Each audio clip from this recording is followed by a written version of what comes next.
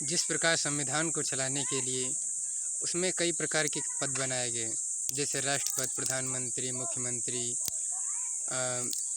विधायक, प्रधान, उप प्रधान, और उनमें फिर उपपद भी दिए गए, जैसे कि उप प्रधानमंत्री, उप मुख्यमंत्री, उप विधायक, उपराष्ट्रपति। और उसमें कई प्रकार की नौकरियां भी दी गई, जिससे कि देश में सुगमता है और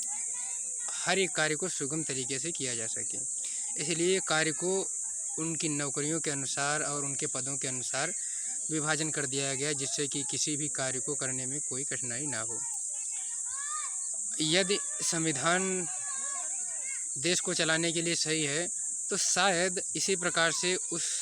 दौर में जब संविधान नहीं था देश में, उस दौर में धर्म था और उस समय भी कार्यों को सुगम करने के लिए शायद धर्म का निर्माण किया गया होगा। उस धर्म में भी कार्य को बांटने के लिए कुछ जातियां बनाई गई होंगी,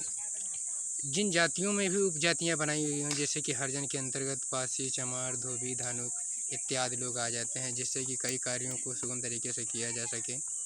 ठीक, और शायद उस दौर में वो सही भी हो या ना सही हो,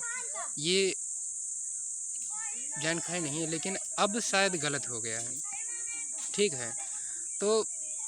हमें लड़ना नहीं है, समझना है कि हमें अगर जो तब सही अगर जो होगा धर्म और अब गलत हो गया, तो शायद जो संविधान भी है अभी तक सही चल रहा है और उसमें संशोधन ना हुए, कुछ बदलाव ना हुए, जिस प्रकार से धर्मों में संशोधन ना होने के कारण धर्म बेकार हो गए, उसी प्रकार से शायद संविधान में भी संशोधन होना ज़रूरी भी हो सकता है। कुछ संशोधन होना ज़रूरी भी हो सकता है और शायद ना भी।